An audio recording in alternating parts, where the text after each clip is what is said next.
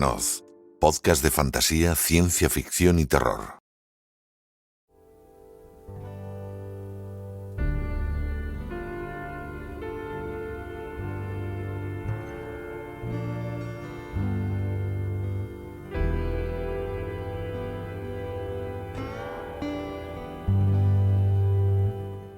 Haced la prueba. Preguntad a alguien si sabe qué son los premios Hugo. Algunos os dirán que no, pero otros, si tienen alguna noción de literatura de género, os responderán que sí, posiblemente.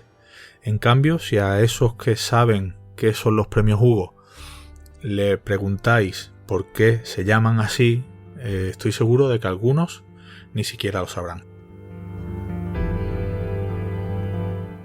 Por ese y por otros motivos, en Windumanoz creemos que es importante reivindicar la figura del que podríamos considerar, de hecho es considerado uno de los padres de la ciencia ficción.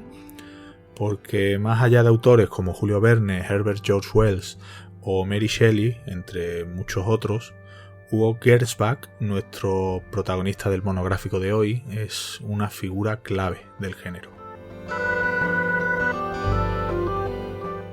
Verne y Wells son dos maestros del género, eso es indiscutible, dos pioneros que merecen, por supuesto, el lugar que ocupan en el Olimpo literario, pero hoy queremos hacer un pequeño homenaje a esa tercera pata del banco, quizá no tan conocida como esos dos, y que creo que merece la pena que reivindiquemos. Por curiosidad, he introducido los nombres de Julio Verne, Herbert George Wells y Hugo Gernsback en el buscador de Google para comprobar su presencia en la red. Los resultados, la verdad es que son significativos. Jules Verne arroja unos 42 millones y medio de resultados. Herbert George Wells aproximadamente 37.200.000. Mientras que la búsqueda de Hugo Gernsback solo arroja 633.000 resultados. Como veis, las diferencias entre unos y otros son bastante importantes. De hecho, os vuelvo a repetir, no tenéis más que hacer un pequeño sondeo entre vuestros allegados y comprobaréis cómo la inmensa mayoría ha leído o al menos conoce tanto a Julio Verne como a Wells, mientras que solo una minoría os dirá que le suena de algo o que sabe quién es Gernsback. La historia tiene estas cosas, pero os aseguro que para mí fue en su momento todo un descubrimiento, porque como veremos a continuación, Hugo Gernsback era todo un personaje. La verdad es que era un personaje muy muy curioso. Hugo Gernsback nació el 16 de agosto de 1884 en Luxemburgo, hijo de Bertha Dunlacher, ama de casa, y de Moritz Gersbacher, enólogo. Su familia era judía y Hugo emigró a los Estados Unidos en 1904 y allí se casó 3 veces, con Rose Harvey en 1906, con Dorothy Kantrovich en 1921 y con Mary Hanker en 1951.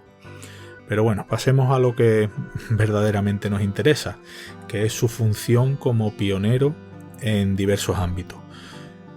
Fue ingeniero, editor, inventor, divulgador y en menor medida, como ya veremos a continuación, escritor.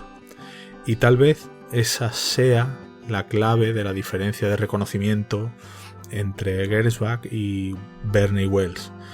Que estos dos últimos son dos monstruos de la literatura, mientras que Gernsback, la verdad es que su faceta de escritor, digamos que para muchos deja bastante que desear. Luego concretaremos un poco. Pero vayamos por partes, porque os preguntaréis, y con razón, qué hizo este hombre para que se le considere uno de los padres de la ciencia ficción. Para ello, tenemos que retroceder en el tiempo, concretamente hasta el año 1904, en el que emigró a Estados Unidos. Allí creó su propia empresa de telecomunicaciones, la Electric Importing Company, con la que alcanzó bastante éxito. Eso hizo que se desatara su verdadera pasión, que no era otra que la de unir ficción, tecnología, literatura y ciencia. En 1908 fundó Modern Electrics, la primera publicación sobre electrónica dirigida al público general. A lo largo de su vida, la verdad es que Hugo Gernsback editó muchas otras revistas especializadas. Por ejemplo, en 1913, Electrical Experimenter, que luego pasaría a llamarse Science and Invention. Esa entre muchas otras, algunas de las cuales citaremos también a lo largo de este monográfico. En 1925 fundó la estación de radio WRNY, que se transmitía desde el piso 18 del Hotel Roosevelt en la ciudad de Nueva York.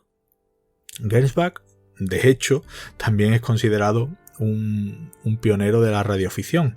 En la portada de Radio News, otra de las revistas editadas por Gernsback, y en concreto en el número de noviembre de 1928, se podía ver una ilustración de Hugo viendo una de las transmisiones de su estación WRNY en un aparato que bien podría decirse que es una anticipación a las modernas pantallas planas. Un año después de la fundación de su estación de radio, es decir, en 1926, creó la primera revista dedicada en exclusiva al género de la ciencia ficción, la mítica Amazing Stories. El primer número, de abril de 1926, incluyó una editorial de una página y reediciones de 6 historias, 3 de ellas nada más y nada menos que de Edgar Allan Poe, Julio Verne y Herbert George Wells. Como podéis imaginar, su papel en los inicios del fandom de la ciencia ficción fue bastante importante, porque organizó la Liga de Ciencia Ficción y al publicar las direcciones de las personas que escribían cartas a sus revistas, pues empezó a tejer una red de contactos que se convertirían con el tiempo en todo un fenómeno. Los aficionados comenzaron a organizarse y a partir de ahí, pues ya conocéis la historia y de hecho aquí estamos. En 1929 fue demandado y perdió la propiedad de sus primeras revistas. Después de perder el control de Amazing Stories, Gernsback fundó 2 nuevas revistas de ciencia ficción, Science Wonder Stories y Air Wonder Stories.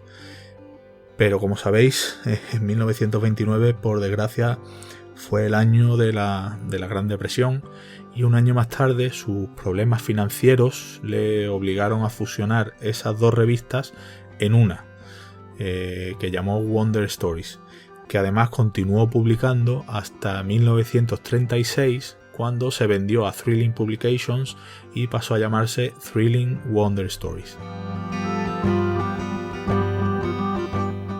Pero su importante fue su faceta como editor de revistas. Solo hemos citado algunas, pero fue editor de muchas revistas más. No menos curiosa, yo creo que una de las facetas más curiosas de Gernsback es la de su afición por los inventos.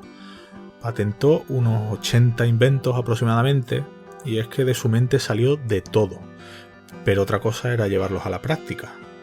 De hecho, la mayoría son aún a día de hoy inviables. Eso sí, algunos de sus inventos sí es cierto que se adelantaron a su época. Lo vamos a ver a continuación. De las 80 patentes de Gernsback, una de las más populares y posiblemente una de las más raras fue su aislante o aislador, en inglés, de Isolator. Llegó a ser portada de su revista Science and Invention y era una especie de casco de madera forrado, tipo escafandra de buzo, con 2 cristales para ver y un tubo que conectaba con una botella de oxígeno. Su propósito era, como su propio nombre indica, aislarnos completamente del ruido exterior para poder concentrarnos, ya fuera para estudiar, para leer, para escribir, para cualquier quehacer que tuviera, para el que necesitáramos concentrarnos. Por supuesto, este invento no dejó de ser ciencia ficción y jamás se hizo realidad, pero sí que recomiendo que le echéis un vistazo a las imágenes que hay por internet, porque la verdad es que son dignas de ver. Más inventos. El peine eléctrico masajeador. Hoy existen, pero la patente de Hugo es del 30 de enero de 1912. Describe un peine eléctrico que peina y masajea el cuero cabelludo a la vez. El dispositivo funcionaría con batería, sin cables, y el propio Gernsback lo describía de una forma como muy técnica y muy curiosa. Decía algo así: un cepillo eléctrico que comprende una parte trasera que tiene una serie de cerdas metálicas, una bobina de inducción llevada por dicha parte trasera, una batería asociada a la misma, una placa de contacto llevada por el mango de dicho cepillo, una carcasa que incluye dicha bobina de inducción y la batería, que está provista de un peine que recibe un zócalo que se extiende longitudinalmente al mismo y que está conectado eléctricamente a dichas cerdas y a la bobina de inducción, y dicha placa de contacto y la bobina de inducción que están conectadas eléctricamente a dicha batería. Casi nada. Si vosotros habéis entendido algo, pues enhorabuena. Pero así es como el propio Gernsback describía su invento. Otra de sus patentes, de 1913, es la del espejo eléctrico luminoso. Básicamente consistía en un espejo de mano con una batería integrada para iluminar el espejo al antojo del usuario. En la patente explica cómo se colocaba el cableado y la bombilla para que funcionara correctamente. Y para terminar, porque podríamos citar mucho de sus inventos, pero para terminar, para no alargarnos demasiado, vamos a recordar uno de sus inventos quizá más curiosos. En 1963, la revista Life publicó una fotografía de Gernsback usando las tele-eyeglasses, televisión portátil sujeta a la cabeza como unas gafas. Era un antecedente lejano, ¿por qué no?, de las gafas que conocemos hoy de realidad aumentada o de realidad virtual, que ya existen, pero que entonces sí que eran pura ciencia ficción. También hay imágenes, por cierto, por ahí que se pueden ver en internet, en las que se ve a un satisfecho Gernsback portando las gafas para ver televisión, y al parecer pesaban 140 gramos y tenían dos pequeños tubos de rayos catódicos y unas pequeñas baterías. Por supuesto, nadie apostó por ese invento, que sin duda se adelantó a su tiempo. Como dije antes, son unas 80 las patentes de Hugo Gernsback, o tal vez sería más correcto decir las ensoñaciones de Hugo Gernsback, porque la mayoría, como ya os he comentado, siguen sin ser viables, y otras sí es cierto que ya han sido más que superadas, pero hay un porcentaje pequeño de esas patentes que la verdad es que sí parece que se adelantó a su tiempo y que en ese momento eran pura ciencia ficción y que hoy en día son realidades, si no exactamente iguales, sí cosas parecidas. Y voy a insistir una vez más, os recomiendo que busquéis las imágenes que hay en internet de algunos de sus inventos, porque la verdad es que son sorprendentes. La faceta de escritor de Hugo Gernsback, en cambio, no fue tan prolífica ni exitosa. Publicó 3 novelas. Su primera novela fue Ralph 124C 41 Plus o más, como prefiráis. Esta novela de título impronunciable, que además ese título en inglés al parecer podría ser un juego de palabras que viniera a significar algo así como uno para prever el uno para el otro, narra una historia de amor en el año 2660, y la novela, pese a que anticipa muchas ideas y temas que popularizaría la ciencia ficción más adelante, la verdad es que no es de una calidad literaria sublime ni mucho menos. fue publicada por entregas a partir de 1911 en la revista Modern Electrics, y de ella se han dicho auténticas barbaridades. Brian Aldiss dijo que se trata de un cuento analfabeto, cursi y un brebaje lamentable. Lester del Rey la definió simplemente como espantosa, no se complicó mucho, y Martin Gardner fue más allá, calificándola de la peor novela de ciencia ficción jamás escrita. Casi nada. De todas formas, es una curiosidad literaria, y algunos sí que supieron apreciarla, como el antólogo Groff Conklin, quien dijo de esta novela que posee un contenido delicioso con el encanto genuino de una antigüedad sana y trabajada. Bueno, fue más magnánimo el bueno de Conklin. Para los interesados, existe una edición en español de la editorial Libros Mablaz, que además incluye el relato de Gernsback titulado Las más extrañas criaturas.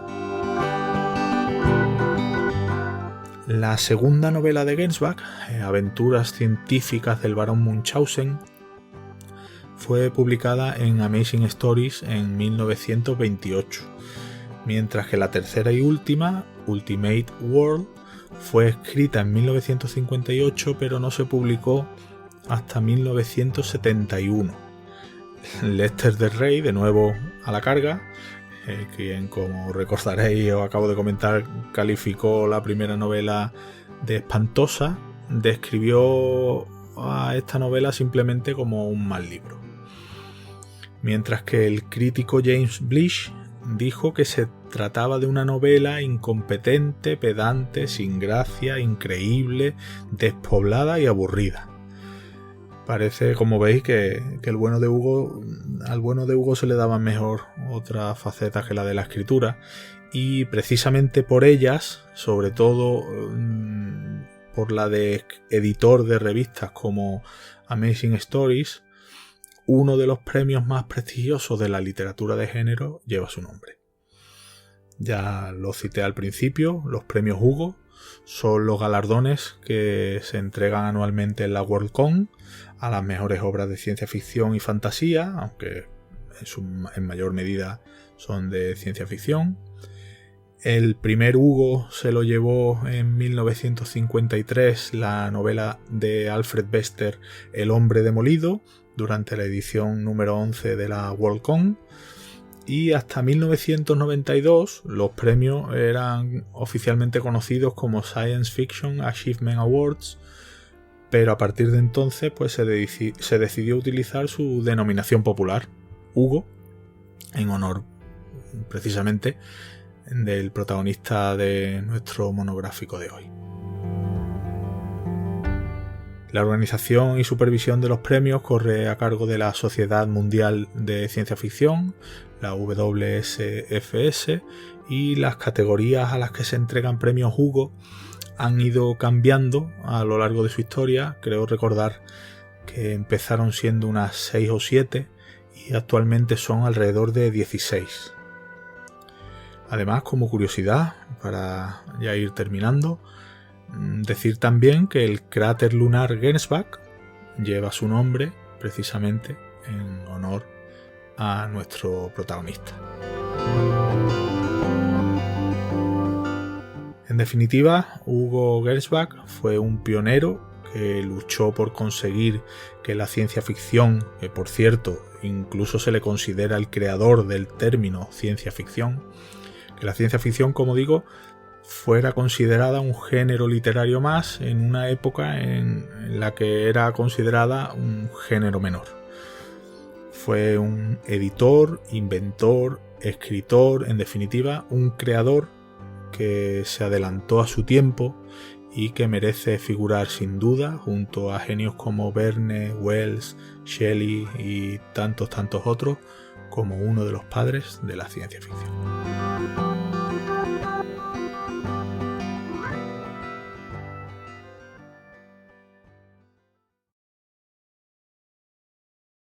En Windhumanoz queremos traerte lo más interesante de la actualidad de los géneros especulativos junto con la mejor ficción corta y el mejor arte. También queremos ayudar a los autores dándoles voz y visibilidad. Y para todo ello, necesitamos contar con tu espada. Visita patreon.com/Windhumanoz, echa un vistazo a nuestras recompensas y considera unirte al grupo de amigos que apoyan este proyecto.